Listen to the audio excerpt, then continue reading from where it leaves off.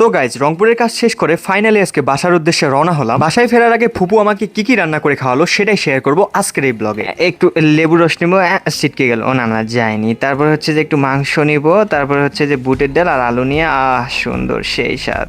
রাতের দিকে ভাই সহ চলে এসেছিলাম আমার ল্যাপটপটা যেখান থেকে কেনা হয়েছিল সেখানকার সার্ভিস সেন্টারে। ভেবেছিলাম যে ল্যাপটপটার ওয়ারেন্টি ক্লেম করে ল্যাপটপটা ফ্রিতে ঠিক করাই নিব, কিন্তু সেটা হয়নি। ল্যাপটপটার একটা স্টিকার উঠে যাওয়ার কারণে ওয়ারেন্টি ক্লেম হয়নি। অবশ্য ল্যাপটপটা সিরিয়াস কোনো সমস্যা হয়নি, হালকা পাতলা একটু কিবোর্ডের সমস্যা হয়েছে, যেটা পরবর্তীতে ঠিক করাই নেওয়া যাবে। আপাতত টাকা নাই, গরিব মানুষ। যাই হোক, তো এরপরের দিন মানে আজকে আমার প্ল্যান ছিল যে সকাল সকাল নাস্তা করে রওনা দিব, কিন্তু পরবর্তীতে ফুপু রান্না করে আসার পর দেখতে পাই যে ফুপু গরুর মাংস, পোলাও আর বুটের ডাল রান্না করতেছে। আর এরই সাথে ফুপু আমাকে বলে যে এখন না, একবারে দুপুরের খাওয়া দাওয়া করে তারপর রওনা দিস। এখন মূল বিষয়টা হচ্ছে যে ফুপুর রান্না মাশাআল্লাহ আলহামদুলিল্লাহ অনেক ভালো হয়, যেটা মিস করা যাবে না। এই জন্য আমি গোসল করে এসে সুন্দর মতো খাওয়ার টেবিলে বসে পড়ি। যেমনটা বলেছিলাম ঠিক তেমনটাই, রান্নাগুলো অনেক ভালো হয়েছিল, আলহামদুলিল্লাহ অনেক তৃপ্তি করে খেয়েছিলাম। খাওয়া শেষ করে কিছুক্ষণ রেস্ট নিয়ে আমি বাসার উদ্দেশ্যে রওনা হই।